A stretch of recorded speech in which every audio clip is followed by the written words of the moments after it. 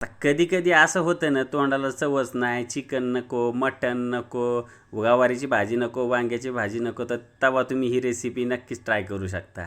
काय नाही, 1 वाटी गव्हाचं पीठ घ्यायचं आहे, 2-3 चमचे रवा टाकायचा आहे, थोडंसं मिरचीचं बी टाकायचं आणि नमक आपलं आवडीनुसार टाकायचं, म्हणजे टेस्टनुसार टाकायचं आहे आणि थोडं थोडं थोडं ह्याच्यात पाणी ओतायचं आहे आणि जसं चपातीचं पीठ मिळतो ना आपण तसंच मळून घ्यायचं आहे.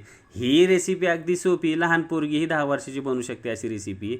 हे घेतले आपण उडीद, 1 वाटी उडीद डाळ आणि 1 वाटी हरभऱ्याची डाळ घेतलेली, ही तर प्रत्येकाच्या घरात असते. हिला 2 तास भिजून घेतलं आहे. आता काढलं ह्याच्यातलं पाणी सगळं आणि पाणी काढून आपण याला मिक्सरमध्ये बारीक करायचं. पण त्याच्या आधी आपल्याला टाकायचं ह्याच्यात मिरची, अद्रक आणि लसूण थोड्या थोड्या प्रमाणात टाकायचं हे तिन्ही बी आणि मिक्सरमध्ये ह्याला टाकून घ्यायचं आहे. पण लक्षात ठेवा, मिक्सरमध्ये टाकल्यानंतर तुम्ही लगेच त्यात पाणी वाटताना मिक्स करताना पाणी टाकायचं नाही ह्याच्यात बिलकुल.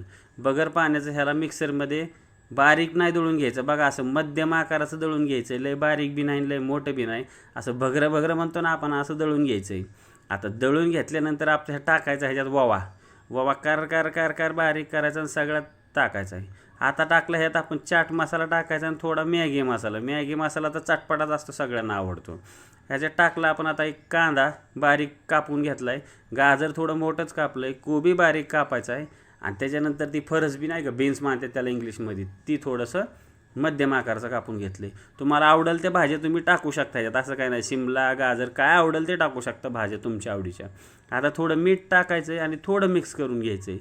म्हणजे मीठ थोडंसं लागलं की पटकन चटका द्यायचा ह्याला. चटका म्हणजे थोडी कश्मीरी मिरची बगर तिखट टाकायची, जिरं आणि हिंग टाकायला विसरायचं नाही बरं का, हिंग महत्त्वाचं ह्याच्यात.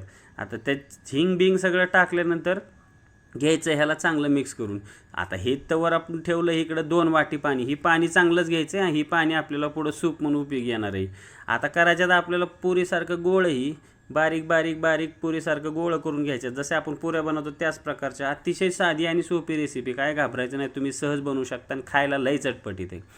तर पटपट पटपट ह्याला पुऱ्यासारखं लाटून घ्यायचं आहे आणि त्याच्यात आता हे आपण जे मिक्स केलं होतं ना सगळं मिक्सरमध्ये बारीक केलेलं, 1 चमच्याभर भरून घ्यायचं आहे. म्हणजे अंदाज तुम्हाला जेवढं बसेल तेवढा कळेल ना, अंदाजे भरून घ्यायचं आहे आणि ह्याला असं दाबून घ्यायचं आणि कडा सगळ्या पॅक करायच्या चांगल्या, आतमध्ये पाणी नाही घुसलं पाहिजे.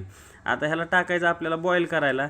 बॉईल करताना लक्षात ठेवायचं ह्याला उकळताना नाही का, पाणी चांगलं उकळायला पाहिजे आणि 1 मिनिट ह्याला फुल गॅसवरच ठेवायचं. परत थोडासा गॅस आपल्याला करायचा कमी आणि गॅस कमी करून ह्याला झाकून ठेवायचं 1 मिनिटानंतर बरं का. आणि झाकताना पण अर्धच झाकायचं आणि 5-6 मिनटं उकडून घ्यायचं आहे. चांगलं उकडलं ही घे, काढताना जराशी काळजी घ्यायची, कारण का ही लय नरम झालेले असतात.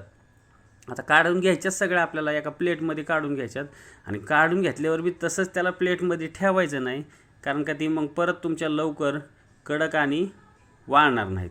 तर तुम्ही आता काय करायचं, घ्यायची एक चाळणी किंवा प्लेट आणि तिला छान असं हलका फॅन चालू करून खाली ठेवू शकता किंवा असंच थंड करायला 5 मिनिट ठेवा. तवर इकडं मला लागली होती भूक, ही तर रेडीच होणार होतं, पण ते सूपचा तवर मी टेस्ट घेतली. वाह, ही सूप पण लय भारी बनते बरं का. नक्कीच तुम्ही ती फेकून देऊ नका, अतिशय सुंदर आणि छान टेस्ट लागते. चला तर आता थोडं सूपचा आस्वाद घेतला तर ही कृती करूया.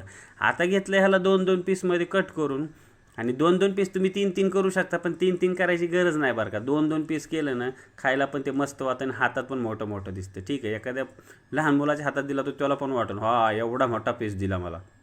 आता घेतलं ह्याच्यात आपण कढई तेल, तेल गरम झालं की टाकली मोहरी अर्धा चमचा आणि अर्धा चमचा जिरं.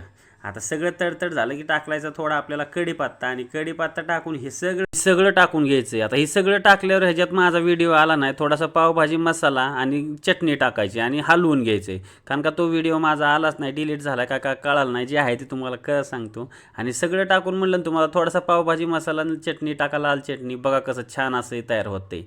तर कशी वाटली रेसिपी, आवडली तर लाईक करा, शेअर करा आणि चॅनलला सबस्क्राईब करून घंटीचे बटन दाबा.